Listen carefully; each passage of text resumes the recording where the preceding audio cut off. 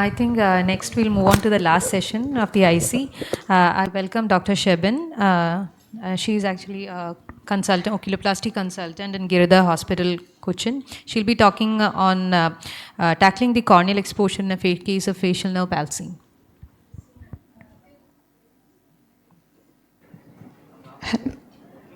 Hello.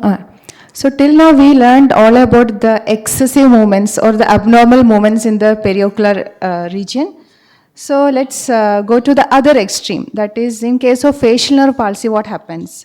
So the result is devastating with significant functional and cosmetic impairment.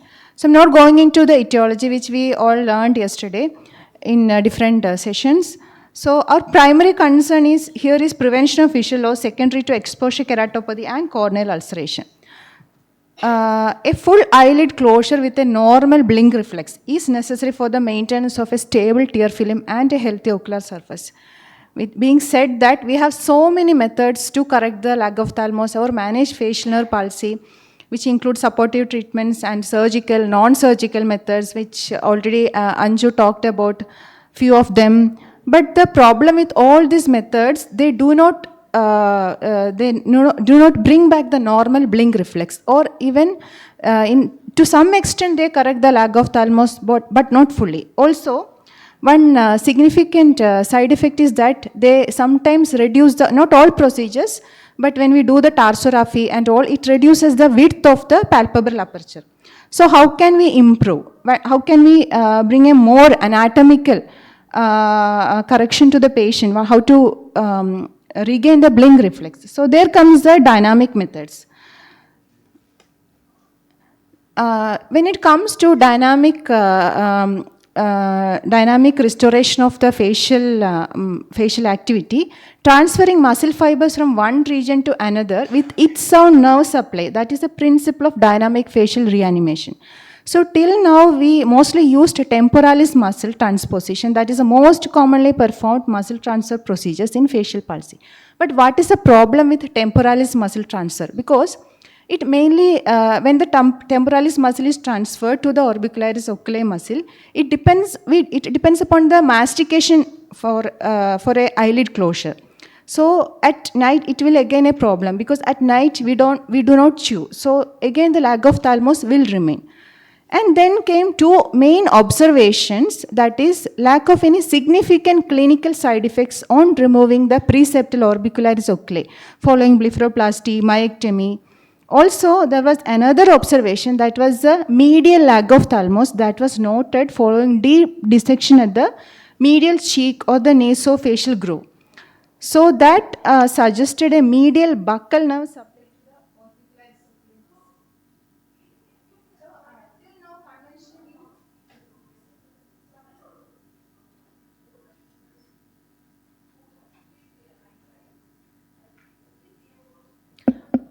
So till now, conventionally, we thought that the orbicularis oculi muscle is supplied by the superficial temporal and the zygomatic branches of the facial nerve. But then this observation led to the medial buccal nerve supplying to the orbicularis oculi. So there comes the medially based neuromuscular pedicled orbicularis oculi muscle. So an anatomical study was done on cadavers. So what they found here, we can see that it is marked by this green color.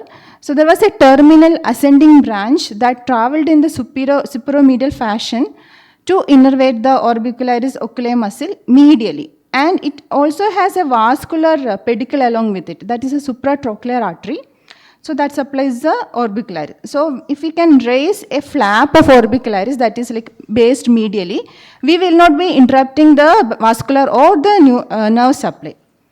So that is the basis for the dynamic muscle transfer of orbicularis oculi muscle. So what we are doing here we are creating a flap of orbicularis oculi muscle, wide flap, that is very important, of about 10 millimeter that we are taking from the healthy side and transferring to the normal affected side via a subcutaneous tunnel that was created through the dorsum of the nose.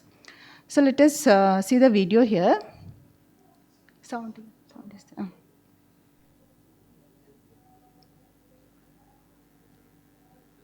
Traction suture is applied. Skin crease incision is made on the donor side.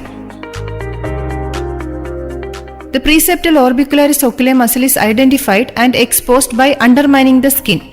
The desired width of the muscle is 10 mm. A flap of healthy orbicularis muscle is raised, remaining attached medially via a wide pedicle, not to interfere with its nerve and vascular supply.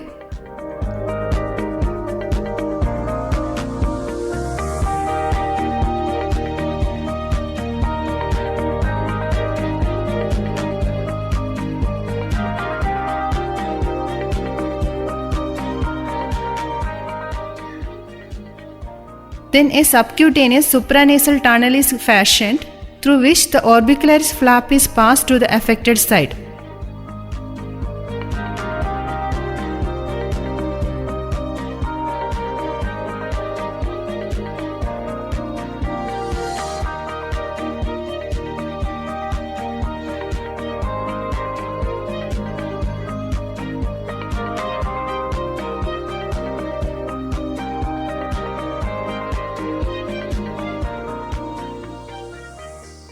The orbicularis muscle flap is then divided into superior and inferior slips, which are then tunneled through the subcutaneous plane to the lower and upper lids.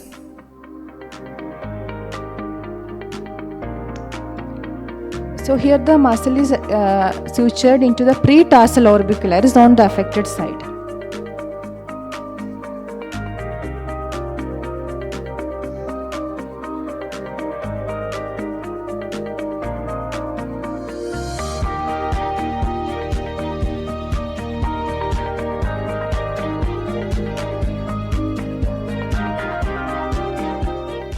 And are respectively sutured into the paralytic orbicularis on the affected side using 6O vicryl sutures. The skin incisions are closed with 6O vicryl sutures on either side.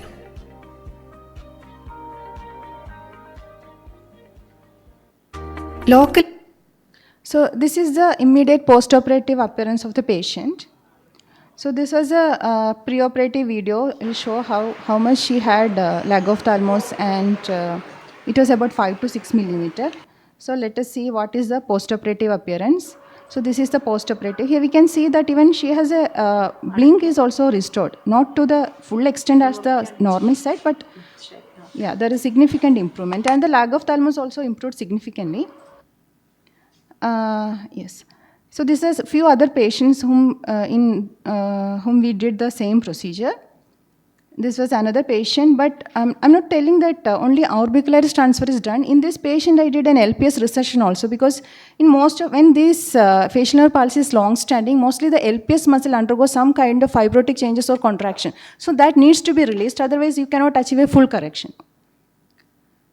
The complications so far, no major complications, but one important point is that when we are doing surgery on both sides, we cannot patch both eyes, because then the immediate post-operative patient will be having problems. So usually what we do is we patch on the affected side. But then what happens in the donor area, also we had done a significant dissection. So I had a patient in whom in the immediate post-operative period, she had a large hematoma. Though she was not on any anticoagulant or anything, but then I had to evacuate the hematoma eventually. So also the other procedures which I do along with this orbicularis transfer. Performed under local anesthesia, lid crease incision is made. Levator recession. Orbicularis is incised.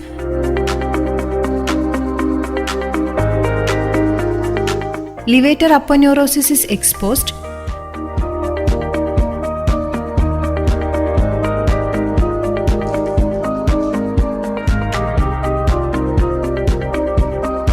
Septum is excised and removed.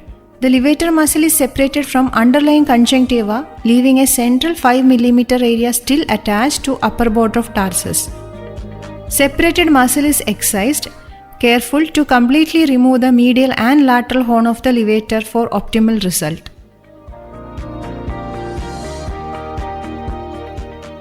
Underlying conjunctiva is also incised if proceeding with a full thickness blepharotomy.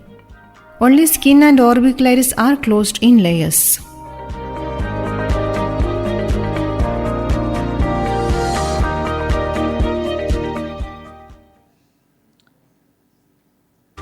And when it Upper comes lid traction switches are placed. when it comes to the lower lid, if it is only minimal retraction, then in the upper lid, we can do a mullerectomy also if you do not want to disturb the LPS muscle. This procedure we can do in patients with a minimal lag of thymus and a minimal lid retraction. So this is a very safe procedure without any much of complications. And the lid also. is everted over a demaris retractor. Local anesthetic is infiltrated to separate conjunctiva from Muller's muscle. Upper edge of the tarsus is marked. A unipolar cautery is used to dissect the conjunctiva off from the undersurface of the Muller's muscle.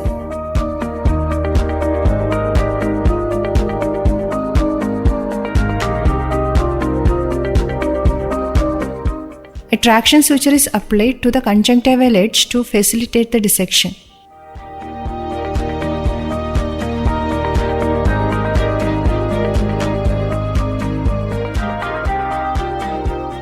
Now local infiltration is done to create a plane between the levator muscle and the Muller's muscle. The Muller's muscle is then dissected off from the undersurface of the levator muscle and it is excised in toto. Fibrin glue is used to approximate the conjunctiva to the tarsus. Okay, thank you. Thank you, Dr. Shebin, for that wonderful presentation, and it was really a great insight into the non-conventional techniques for tackling the lag of thalamus. And with this, Any doubts?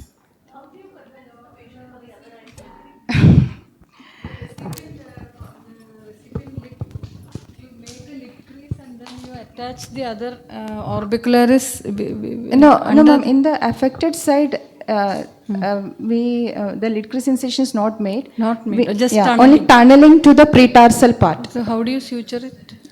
Into the orbicularis with 7-vicryl. Over the skin.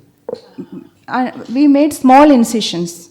Okay. Small incisions, yeah. On the lid crease. Yeah, like how we make for the sling. So how long will it extend on the recipient? It comes to about 1/3 to half the distance.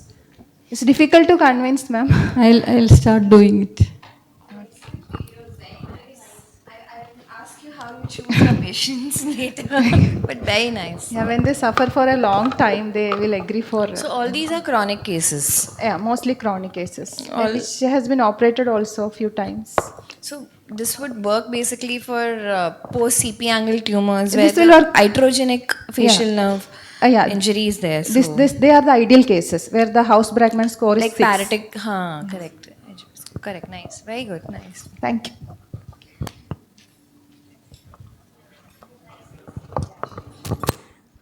I think with this we'll wind up this session.